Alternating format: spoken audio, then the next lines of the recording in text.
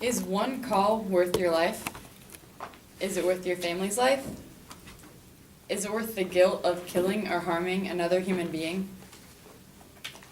We believe that Iowa drivers should no longer be able to talk on the phone while driving. We believe this because mortality rates are rising and accidents are occurring more often. In addition, talking on the phone while driving increases your chance of having an accident as it takes your attention away from the road.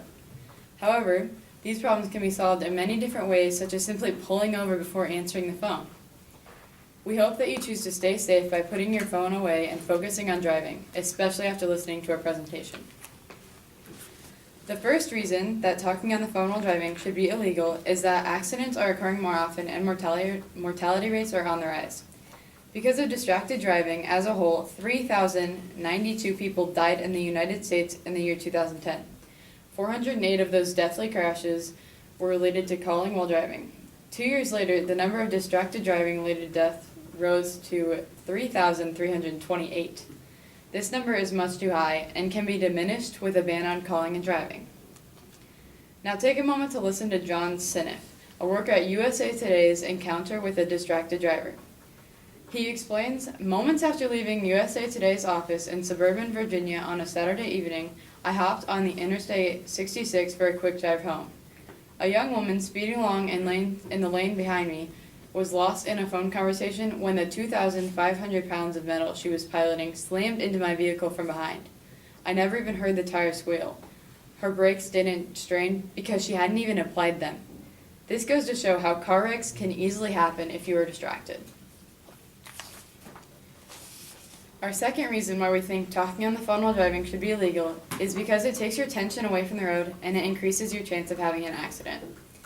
Based on the facts given by Iowa DOT, there are three main types of distractions: visual, taking your eyes off the road; manual, taking your hands off the wheel; and cognitive, taking your mind off of driving. When you call and drive, you're using all three types of distraction, making it much more likely that you'll have an accident. David Hurwitz, an assistant professor of transportation engineering at Oregon State University, explains that based on recent studies, anything that takes your attention away, any glance away from the road for 2 seconds or longer, can increase the risk of having an accident from 4 to 24 times. Megan and I conducted an experiment where we would time how long it took to dial a number and answer a call. It took us 7.5 seconds to dial a random number and 4 seconds to answer a call without having to search for the phone as well. Because it takes so long to complete these actions, the risk of having an accident is even higher, further proof of our point. Another study by Prevention Magazine also found that dialing and talking on the phone while driving can reduce your attention by up to 37%. Finally, a few ways to minimize crashes and mortality rates would be to pull over before answering the phone, put your phone out of reach and avoid temptation, or just don't answer and call back later. Other reasons which we will address are also there. Research suggests that hands-free devices such as Bluetooth are not any safer than holding a cell phone. This is because the actual conversation is what distracts you, along with pushing possible buttons to answer or hang up the call. So it is highly recommended that you pull over first. Of course, wait until you're at a safe place to do so. Some people call others while driving because they need directions on where to go. This problem can quickly be solved by either printing off directions beforehand, or as we stated earlier, safely pull over into a place where you won't cause crashes before you begin calling for help. Lastly, you should ignore all calls and call back later. If the call is really important, then the caller will typically call multiple times, which at that point, you should pull over in a safe area and answer the call. If you want to avoid temptation, it would be smart to put your phone out of reach and on silent. AT&T has also developed an app that silences messages and calls when your speed is above 15 miles per hour. And since it's free, there's really no excuse for why you shouldn't get it.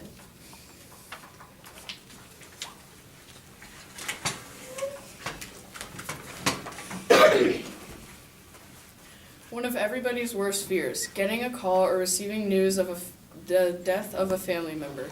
Even worse, that family member's life could have been saved had someone been able to get to the hospital quicker.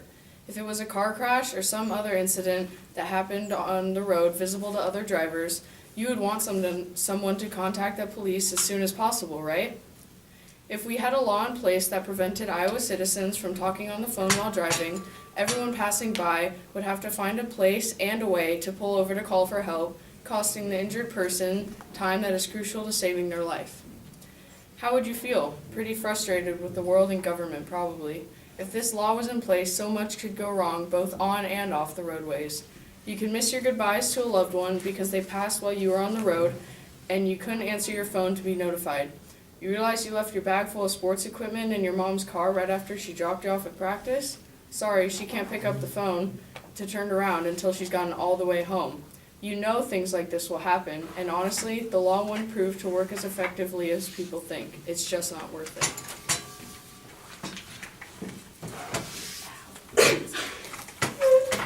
Our first point is that phones are the quickest and often the only way to contact people in case of an emergency. Emergency means that spending time to navigate through heavy traffic or trying to find a safe stopping point could have disastrous consequences, like death or serious injury. For example, let's start with some statistics. Since the Amber Alert system was started, and if you don't know what the Amber Alert system is, it's when a child is found to be missing or possibly kidnapped, the government sends out an Amber Alert so anyone that has clues about where they could be could call in. Since that system was started, over 656 successful recoveries have been made. Many of the people that called in were on the road. Imagine how many of these children would have been lost forever if that person couldn't make the call quick enough. In a more personal experience, I was at swim practice once and there was a fire in another area of the building, so we all had to evacuate. Now keep in mind, this is the middle of the winter, there is snow on the ground, and it is about 20 degrees outside where we're all wet, standing in our swimsuits with no shoes, we don't even have our towels. It's cold. We could have gotten hypothermia if we were out there for 10 to 15 minutes more.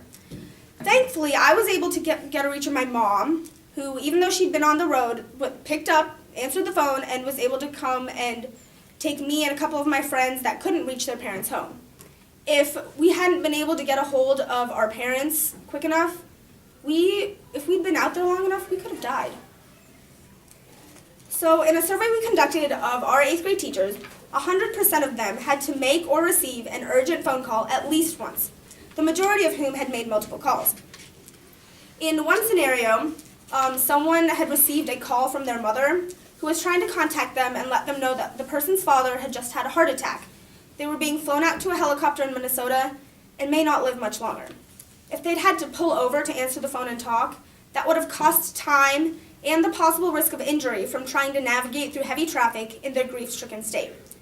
Also, we had 2 teachers that stated they had to call 911, one because of a semi that was tipped over on an exit ramp, and then the other because there was a truck swerving all over the road. If phone calls were banned, what should people in these kind of situations do? Pull over and risk getting hit in this dangerous situation? Try to navigate their way out and just leave everyone else behind to fend for themselves? Our second point is that banning it will cause confusion and many changes to our society. Just because it becomes a law doesn't mean everyone automatically follows it. Even though texting and driving is illegal, many car crashes are caused by the driver texting behind the wheel. To enforce a law like banning cell phones, they would need a lot more police. According to research done by the Cato Institute, there are 900,000 policemen already employed across the U.S. for an average salary of $52,423 each.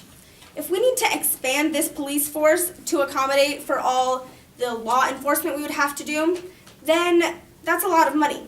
And add on top of that all the construction work that the government would have to do to make sure that there is an available area to pull over, and suddenly taxes are going way up for a law that wouldn't actually make us all that much safer. So our last and probably most important reason is that banning phone calls on the road won't actually have much an effect in preventing crashes. I'm sure this might come as a surprise to a lot of you, but it is very true. As of now, there's already 14 other states, plus DC, Puerto Rico, Guam, and the U.S. Virgin Islands, that have laws that prohibit handheld phone use on the road. So Bluetooth and other hands-free devices are fine, just no actual handheld phone use, like no dialing and no picking up the phone to answer calls. So, according to the Governor Highway Safety Association, research shows that in DC, collision rates did decline by 5%, which is great. But in the other 17 regions that are marginally larger, there was zero significant change in the crash rates.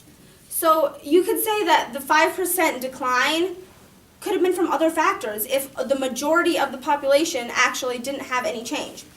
So considering that DC's population is barely 0.47% of the total states and territories that passed the law, and 5% of 0.47% is 0.02%, it means that on average, 0.02% of crashes will be prevented, whether it's because of the law or not. So in case these numbers aren't really making a whole lot of sense, basically means that banning talking on the phone while driving won't have much of an effect. This data statistically proves that phone calls specifically aren't the problem. The true problem is that talking, whether on the phone or otherwise, keeps your brain from being fully focused on the road. The only real way to fix that is to completely ban talking while driving. So like no Bluetooth, no hands-free devices, no phones, no talking to somebody else in the car, no singing while you're on the road, none of this. And is that really a realistic idea?